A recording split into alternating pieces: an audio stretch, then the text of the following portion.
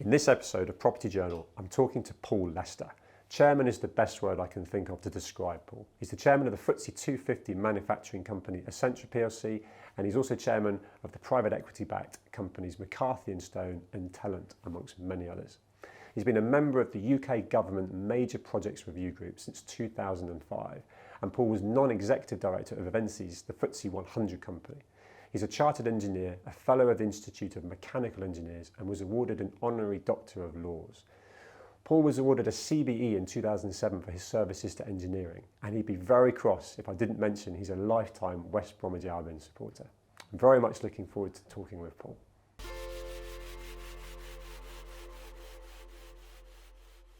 Paul, welcome. Thank you. Tell me, who is Paul Lester? Probably best way to describe it as a kid from Birmingham who somehow got into business and ended up as doing a couple of CEO jobs and now chair of a number of businesses. But I'm not sure how I got here. What did a young Paul aspire to do? What did you want to do when you were at school? As I say, I was born in Birmingham within 3 miles of the West Brom football ground, and like a lot of kids in the area, I thought I'm going to play for them one day. So I was nuts on football, and that was my dream, to be that till I got well into my teens. So you're actively playing?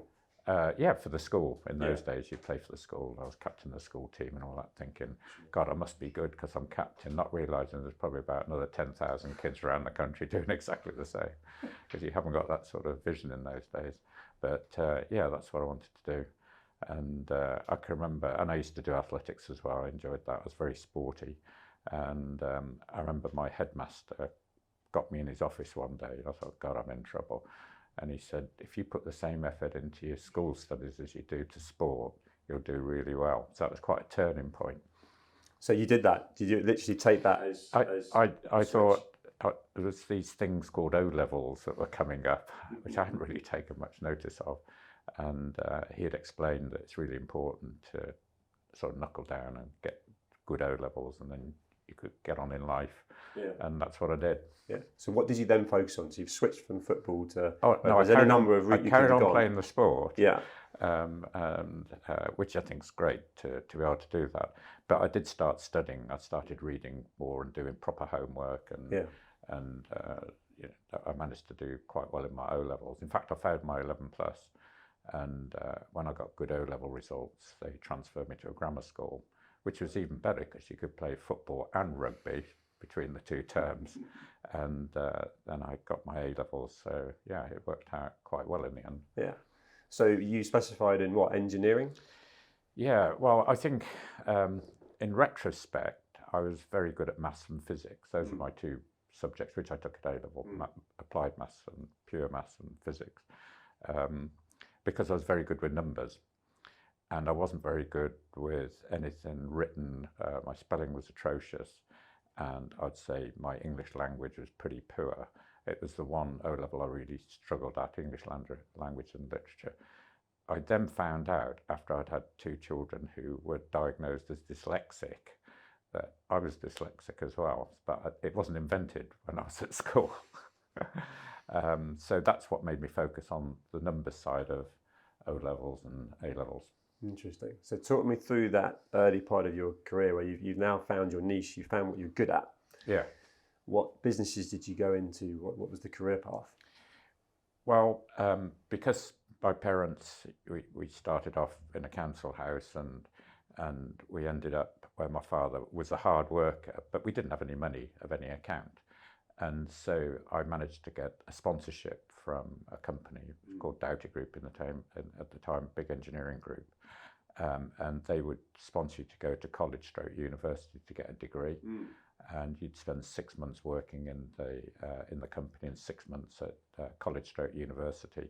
I think they do it now 3 years with a year break in the business. So it's the same sort of process. And they paid you. You know, I was getting money. And I could afford a car, and turning up at university in a car was pretty cool. Not a great car, but it was a car. So that started me off on that career. The interesting thing was I did pretty well. I was good at taking exams, I think, and but I considered engineering to be fairly boring.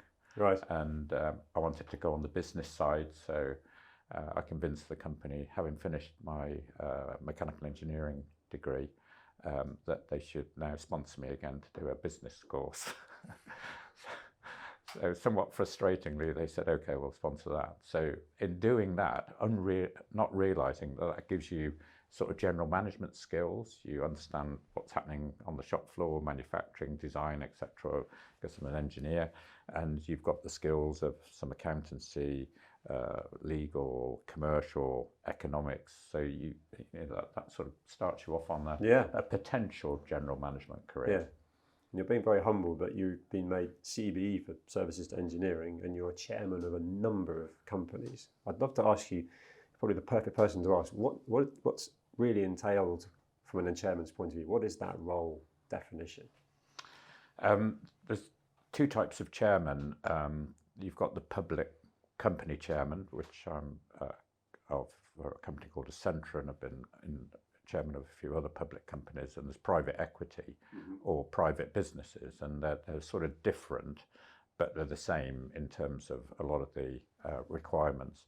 First of all, you're there, you're hired by the shareholders effectively, and the PLC, the non-executives, and we're all representing the shareholder to make sure that that business is doing all the right things to maximise the shareholder value, get the share price in the right place, etc. It sometimes goes well, sometimes doesn't. And you pick a board, or you change the board as necessary to make sure they're adding the value that you need from the non-execs. But the next bit is pretty similar, that you're there to mentor the CEO, to make sure that the CEO and the management team are fit for purpose. In other words, if you've got to change them, then that's your job.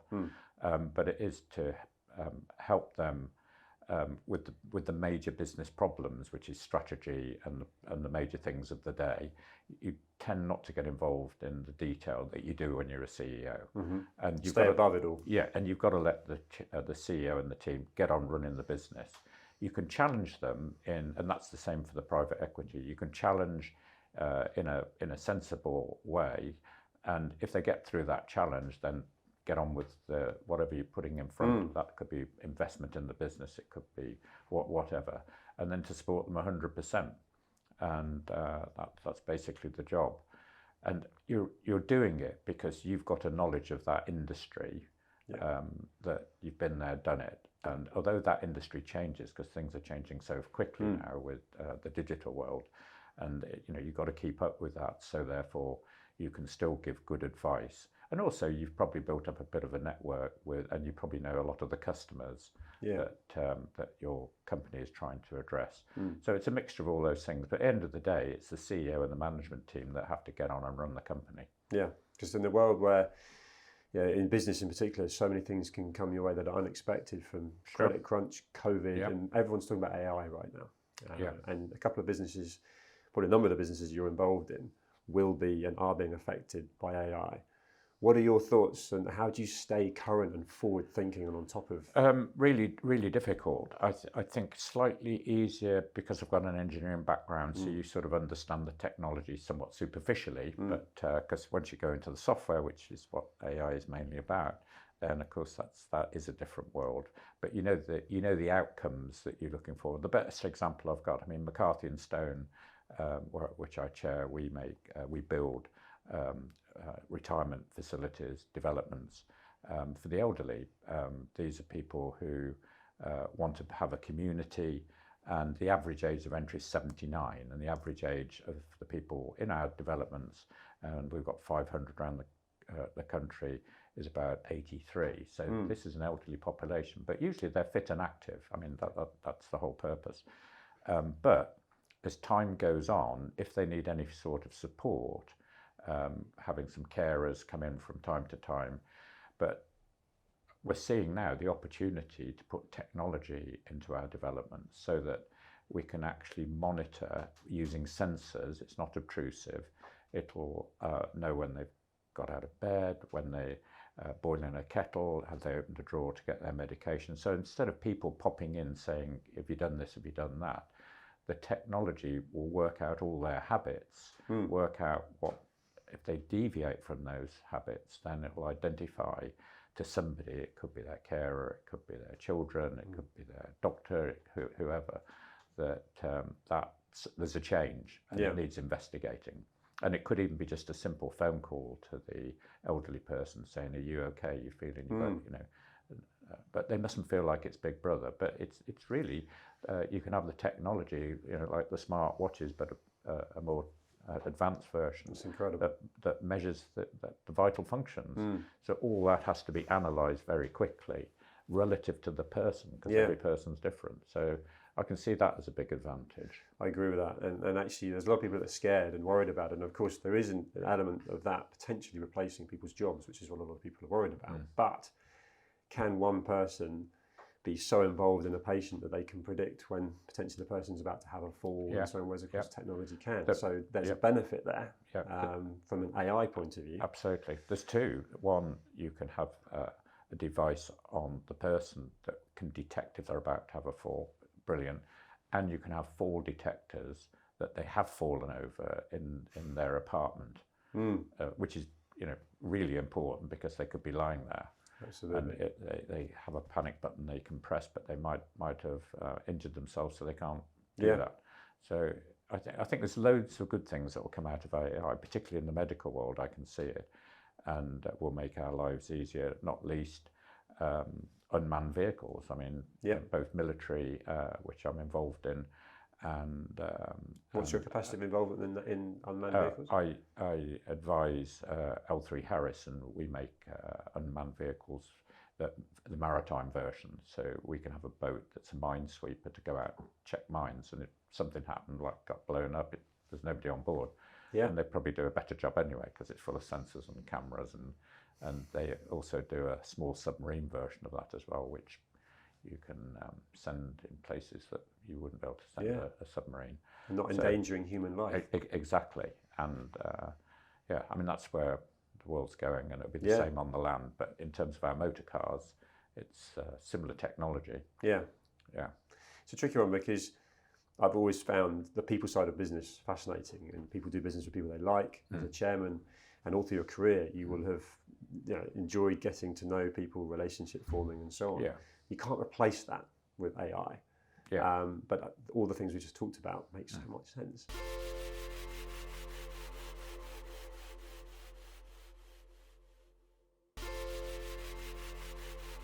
How important are people in business to you, and in your experience of that? Oh, it's massive. I mean, it's the old adage, you need a really good management team to produce or continue with a good business, or turn an average business into a good one. That's exactly it. Having the best team, and working as a team as well, and motivating that team, again, that goes back to part of being the chair job. It's very important that you see that happening. One of the problems you've got being a chair, you're effectively only dipping into teams. And when you're a CEO, you've got the team, and you try and get the best team possible and go for it. Sometimes the business grows to a size where you start off with a team, and part of that team can't make that next step. And so it's quite difficult to tell somebody, actually, I'm going to have to replace you because you're not going to make that next step. It's a difficult conversation. But changing that team to make it the best team possible to achieve the objectives that you've all set, then that's part of the job. But the chair job is quite a lonely one from that point of view. And people say a CEO can be quite a lonely job, and part of the job of the chairman is to make sure you fill that void to a certain extent with the mentoring. But a chair, you're just dipping in and out. And when you're used to being in a team and play sports in a team and all the rest of it, be really involved. You're a team. You love to be in the team. So you have to end up changing slightly the way you think about your effectiveness, because you can't influence the whole team. No, I think I've seen that through people I know that have become chairman of the company they started, and they can't release that control.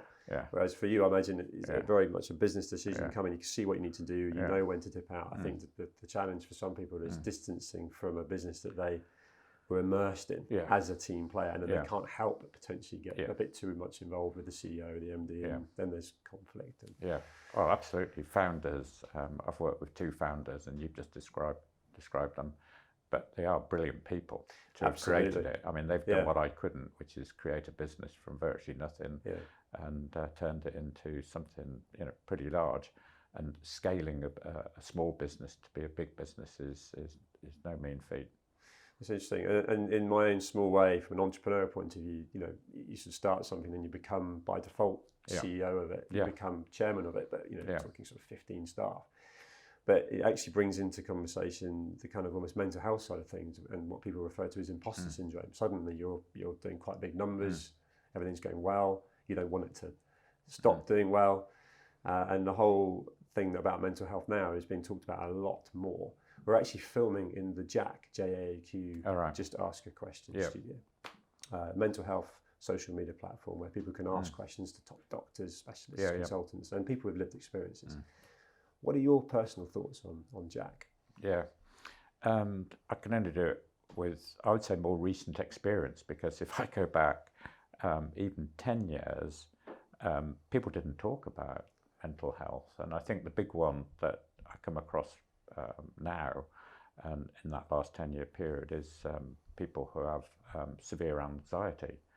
And it's quite interesting that the number of people, I would say, are women that actually say, I've got a problem, I'm getting advice, and make it clear, and they talk to their supervisor or whoever and say, I'm going to be away whatever time they need off.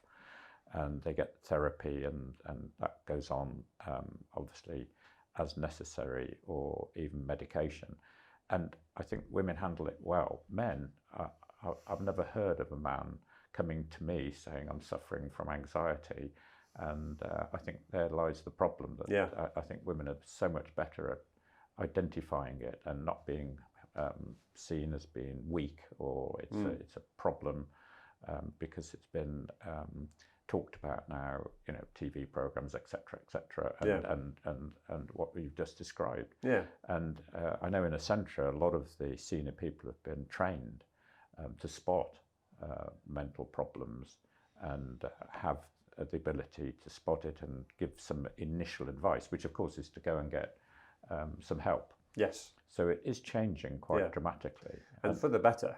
Oh, sure, because I think keeping it all locked up inside and manifesting into something that could become a bit of a crisis, which I think, we can both agree through, I'm 45, I was brought up the same as you, just man up and just get on with it. And there's part of that works until and if someone really is suffering, and then seek help and talk about it. Which, we were chatting before, and I used the example of if I went to the gym this morning and worked with a personal trainer, I'd happily tell you that. Sure. Would, as man to man, would we sort of say, I had a therapy session this morning about my anxiety?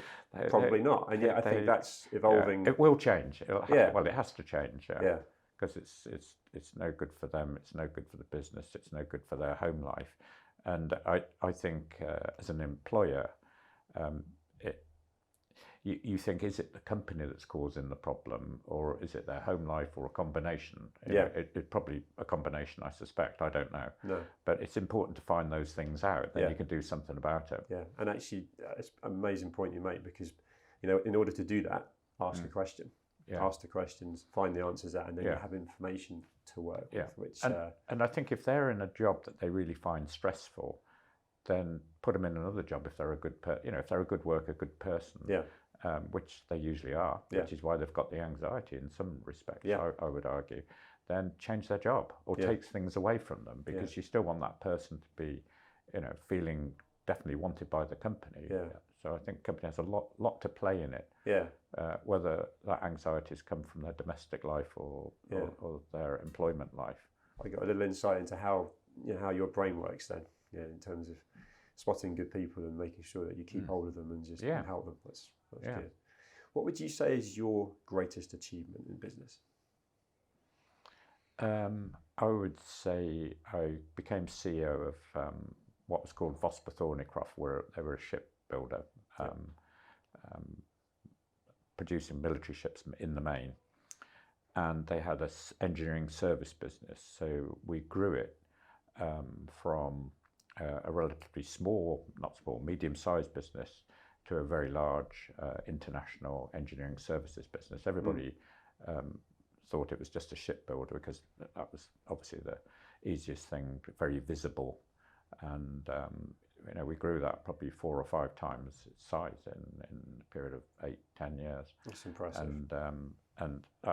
But what happened is we had a lot of luck as well. And I always say to people who are on their start of their business career, or even in the middle of it, you will need luck along the way. You've got to work hard, and there's no question. I'm a workaholic. There's no doubt about it. I put that first in everything I do. It's slightly better now I'm a chair than a CEO, but as a CEO or a senior executive, it's relentless. You are 24/7, apart from when you're asleep. You probably dream about it as well. It is so flat out. That will make you formidable and very good at what you do. Well, and I think you've got to do that, but you need the luck on top of it. Okay.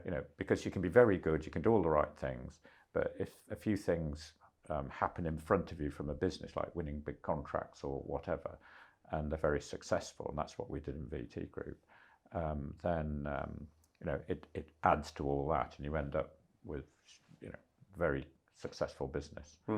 So yeah, but I have enjoyed I've never not enjoyed one job I've ever done at any level. I really have enjoyed them. Not many people can say you have your ups and downs, but I wouldn't have changed any of them. No. Yeah, no, they've all been. I've enjoyed them all. Yeah, and as well as enjoying them, you've had a lot of success.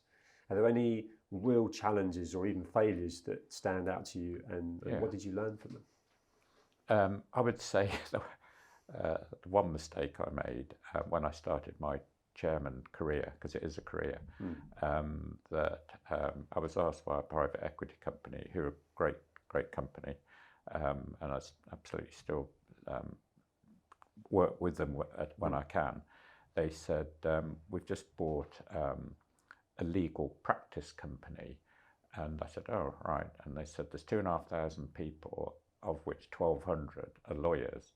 And they said, but we want somebody to chair it. And I went, all right, that'll be new for me. And I thought it'd be new for me. And it was a disaster. I mean, trying to manage 2,500 people, of which half of them are lawyers, it's impossible. Herding cats. It's absolutely impossible.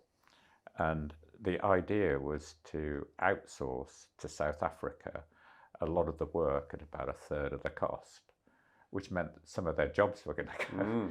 So the whole thing was a disaster. So anyway, we got out of it by the skin of our teeth. I won't bore you with that. But what it taught me is just stick with engineering, construction, and what you know, because they needed a totally different person.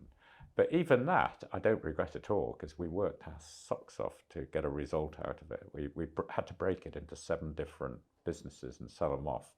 I mean, that was seriously hard work, but you got a result. And I think part of why you enjoy your job is getting results. Yeah. And that comes back to having a competitive edge. And I think, you can go back to the sport thing. Yeah. If you're competitive, you're competitive. So I think that's probably been the thing that's driven me. I'm very competitive. What would you say is your definition of success? Well, I think it's achieving goals, really, that, as I say, been involved in quite a few businesses, and they are different when you're a CEO to a chair, but every one of the businesses sets goals. And I think achieving those goals, or something close to those goals, is... I think that's the answer, actually. Yeah, so it's just goal achievement. You go back to the sport thing. There is. I always think there's a good analogy. Yeah. That if you're competitive at sport, clearly you want to win things, and you've set a goal. You want to get promoted or win a cup or whatever. I think it's a pretty good analogy. Yeah. You don't seem like the retiring type. You're in a position now where you do have a good life balance, but what's next for you? What's the sort of next goal for yourself? I've made an investment in a small business not far from where I live. It provides services to the construction industry, and at some point when nobody else wants me, unfortunately for them, I'm going to end up there. That's good. At least you planned for that. Yeah, set that goal. hopefully that's out there. Yeah. But yeah, there's only so much tennis and gym work and That's what I was thinking. running and then you've got to assume that you're still going to stay physically fit. Yeah. Which I hope I do. And Well, you look well for it. And I think keeping mentally fit as well is important. Yeah. So I'll always be doing something. Yeah. Yeah. I've learned. There's no retirement. No, I as can see that. it, yeah. No bus pass coming your way. Well, I have got a rail pass. Sure, fair enough. Yeah. When you get to 60, there's no good news except the rail pass. Yeah, which helps you go to all your different chairman roles. Absolutely. That's funny. Yeah. Well, I've loved talking to you. I've learned loads. There's so much that you've shared there that has benefited me and anyone watching. So thank you so much, Paul. That's been good fun. Thank you. Thank you.